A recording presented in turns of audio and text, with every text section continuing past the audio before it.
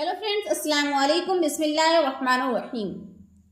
हज़रत मोहम्मद सल्लल्लाहु अलैहि वसल्लम ने इस्लाम की खातिर बेशुमार कुर्बानियाँ दी और बहुत सी तकलीफ़ें बर्दाश्त की। कभी कुरैश आप सल्लल्लाहु अलैहि वसल्लम पर पत्थर बरसाते, कभी रास्ते में कांटे बिछाते, और एक निहायत ही दर्दनाक वाक़या ये है कि जब अबू जहल ने नमाज की हालत में आप सल्लल्लाहु अलैहि वसल्लम पर ऊँट की ओझड़ी डाल दी तो उस वक्त आप सल्लल्लाहु अलैहि वसल्लम ने क्या इरशाद फरमाया। आज की इस वीडियो में हम इस वाक़ये को तफसील से बयान करेंगे, तो आपसे गुजारिश है कि इस वीडियो को आखिर तक ज़रूर देखिए। हज़रत अब्दुल्ला बिन अब्बास रज़ियल्लाहु अन्हु रिवायत करते हैं कि जब अल्लाह ताला की तरफ से ये वही नाजिल हुई जिसका तर्जुमा है और अपने करीबी रिश्तेदारों को डराओ, तो हज़रत मोहम्मद सल्लल्लाहु अलैहि वसल्लम ने अपने दिल में उम्मत का दर्द लिए दावत हक का पैगाम देने के लिए सफ़ा पहाड़ी पर तशरीफ़ ले गए। आप सल्लल्लाहु अलैहि वसल्लम ने बुलंद आवाज़ में कुरैश के मुख्तलिफ कबीलों को पुकारा, या बनी फहर या बनी अदी। कुरैश के कबीले हैरान हो गए, हर तरफ बातें होने लगी, यहाँ तक कि कुरैश के सरदार, बुजुर्ग, जवान और यहाँ तक कि जो खुद नहीं आ सकते थे उन्होंने अपने नुमाइंदा भेज दिए ताकि मालूम करे कि नबी सल्लल्लाहु अलैहि वसल्लम की तरफ से क्या पैगाम आया है। जब सब लोग जमा हुए तो आप सल्लल्लाहु अलैहि वसल्लम ने निहायत ही हिकमत और दानाई से फरमाया, मुझे बताओ, अगर मैं तुम्हें ये खबर दूं कि इस पहाड़ी के पीछे एक लश्कर छुपा बैठा है जो बहुत जल्द तुम पर हमला करने वाला है, तो क्या तुम मेरी बात का यकीन करोगे? सब ने एक जबान होकर कहा, क्यों नहीं, हमने हमेशा आपको सच्चा पाया है। आप तो सादिकुल अमीन हैं, ना कभी झूठ बोला, ना कभी किसी को धोखा दिया, ना कभी किसी से कोई दुश्मनी। हम बिल्कुल आपकी बात का भरोसा करेंगे। लेकिन जैसे ही आप सल्लल्लाहु अलैहि वसल्लम ने अपनी नबूवत का ऐलान किया और कहा, मैं तुम्हें आने वाले सख्त अजाब से आगाह करता हूँ, तो जो लोग अब तक आपको सच्चा कहते थे उनका असली चेहरा सामने आ गया। अबू जहल उठा, उसने पत्थर और कंकरियां उठाईं और आप सल्लल्लाहु अलैहि वसल्लम को मारना शुरू कर दिया।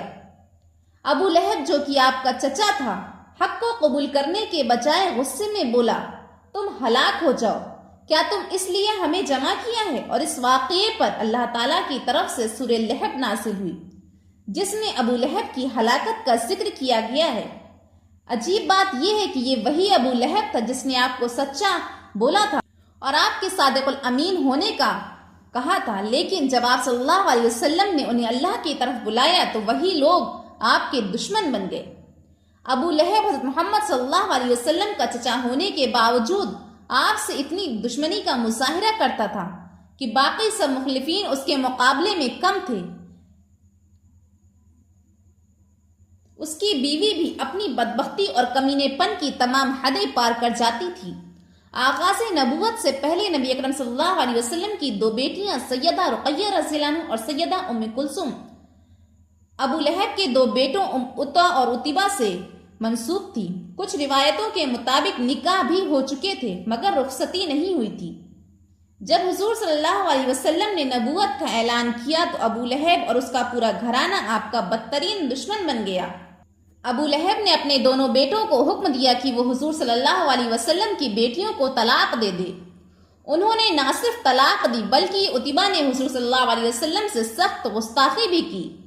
ये सिर्फ एक दिन का वाक़या नहीं था बल्कि उनके हर दिन अलग अलग किस्म की असियतें और तकलीफें दी जाती थी। एक दिन मक्का का वो मंजर था कि जब हुजूर सल्लल्लाहु अलैहि वसल्लम खाना काबा के करीब नमाज में मशगूल थे।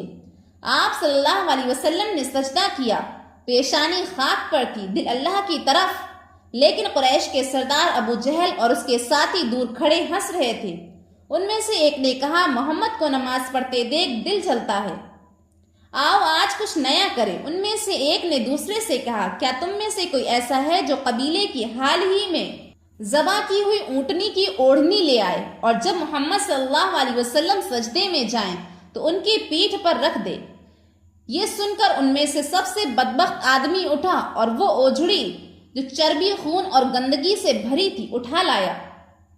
वो देखता रहा और जैसे ही आप सल्लल्लाहु अलैहि वसल्लम सजदे में गए उसने वो ओझड़ी आप सल्लल्लाहु अलैहि वसल्लम की पुश्त पर डाल दी। वो इतना बोझ था कि नबी सल्लल्लाहु अलैहि वसल्लम सजदे से सर ना उठा सके। ظلم کی انتہا تھی مگر زبان نبوت خاموش تھی، دل میں صبر تھا، آنکھیں بند، دل اللہ کی طرف متوجہ تھا۔ وہ کوئی انسان نہیں تھا جو وہ اوجھڑی ہٹا سکے۔ حضرت عبداللہ بن مسعود رضی اللہ عنہ فرماتے ہیں میں یہ سب کچھ دیکھ رہا تھا لیکن کچھ کر نہیں سکتا تھا، کاش اس وقت مجھے ان کو روکنے کی طاقت ہوتی۔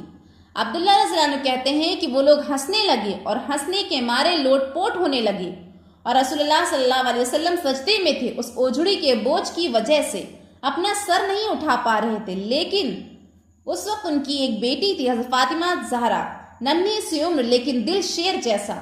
وہ دوڑتی ہوئی آئی اور اپنے چھوٹے چھوٹے ہاتھوں سے وہ گندگی صاف کرتی، چہرے پر آنسو، دل میں تکلیف لیکن زبان سے کوئی شکوہ نہیں۔ نبی صلی اللہ علیہ وسلم نے اپنا